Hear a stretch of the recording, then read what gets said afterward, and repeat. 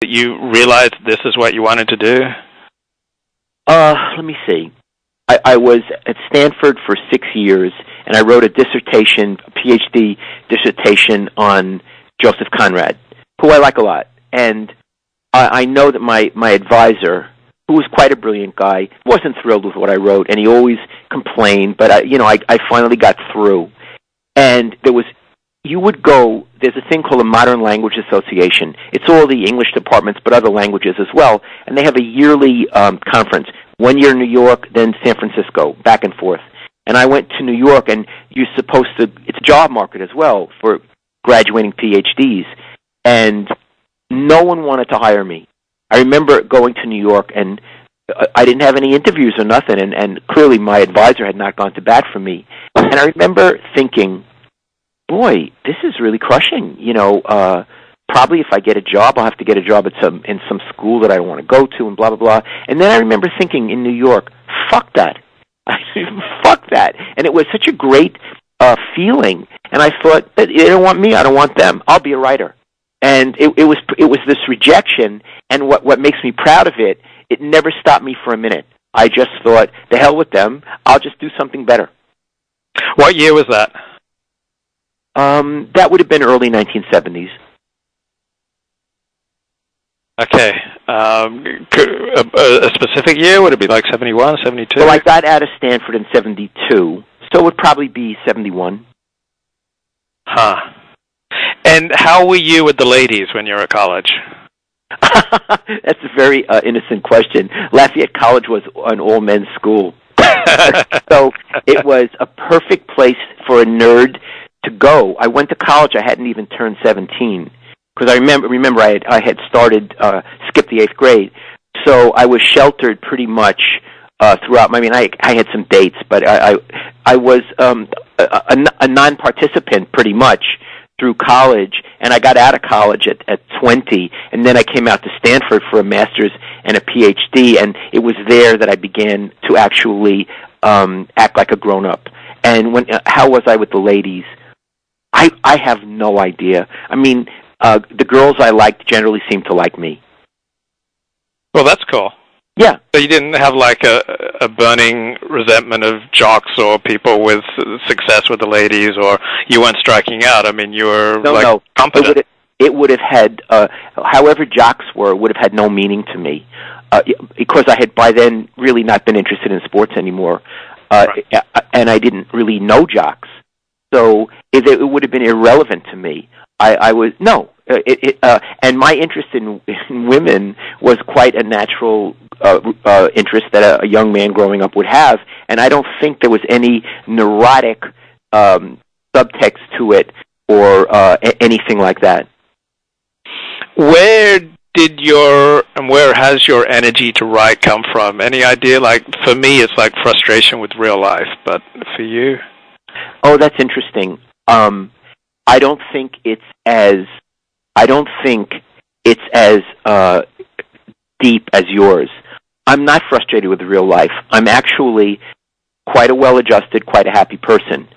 I have streaks of anger in me, and that helps my writing. But no, I think this is a hard one, but I'll do the best I can. I'm in love with words, and I love to put them down on paper or in a computer screen.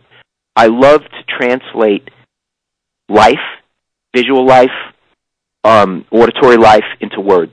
I love to do that. In addition, I love to have my say. I like to put my voice onto things, and that's one of the reasons I think that I'm a columnist as opposed to a fiction writer. Now, I've been working on a novel for about 10 years, and I actually hope it's pretty good, but it's not what comes natural to me. It's hard for me. What comes natural is my voice, my tone imposed upon life or sports or whatever. And so my impulses are words and to have my say, not to compensate. As far as I understand it, someone looking at me from the outside might say I'm frustrated with life, and that's why I do it. But if I am, I'm not aware of it, Luke. Right. How tall are you? I'm 5'8". How has that affected your life?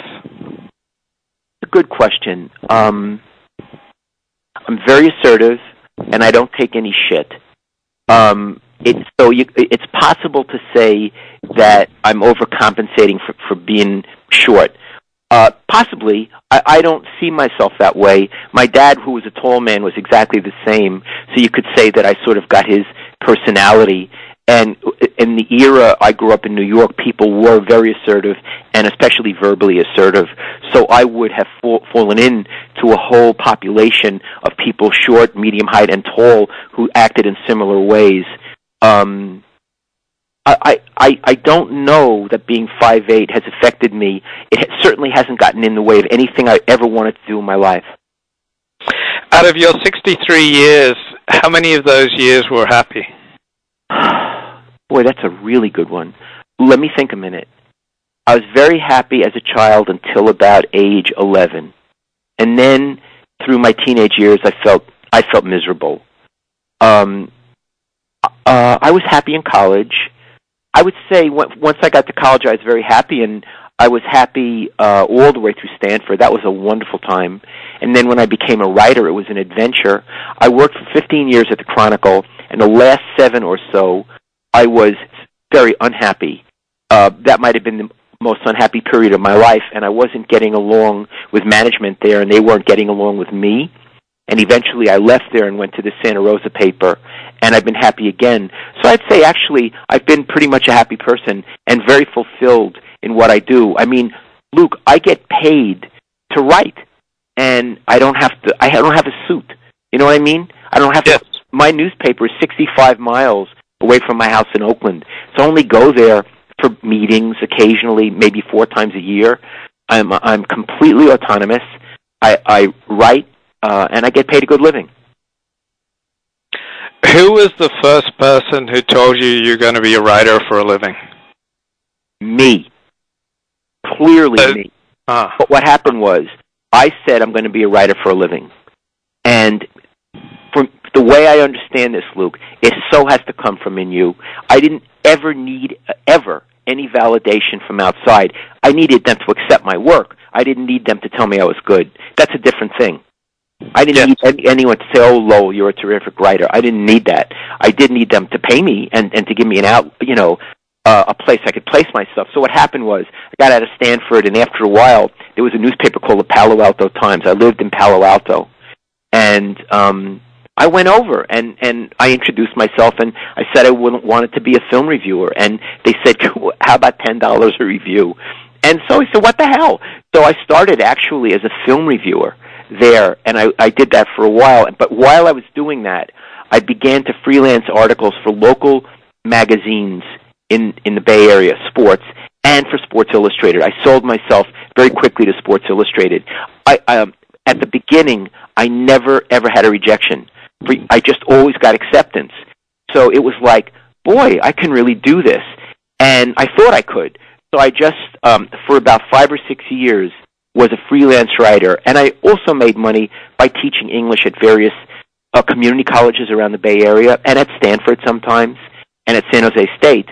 And then eventually the Chronicle just hired me as a columnist in 1979. It was the first full-time job I'd ever had. I was 34, or going on 34. And it all, until that point in my life, seemed completely easy, ridiculously easy, and logical that it would work out that way. How old were you? It doesn't necessarily in retrospect, but that's how I felt it as I experienced it. How old were you when you got married? I was 39. My wife is Dawn, and we had met. She'll get that. We had met when I was my first year at the Chronicle. We went around. She was divorced and had a kid, and I was such a late starter. It took me time to get used to the idea of marriage, and she was very patient with me. So I got married to her when I was 39, and she's my age as well. How long were you guys together before you got married? Well, we met when I was 34, but maybe 35. So 35 to 39, we were a couple. And then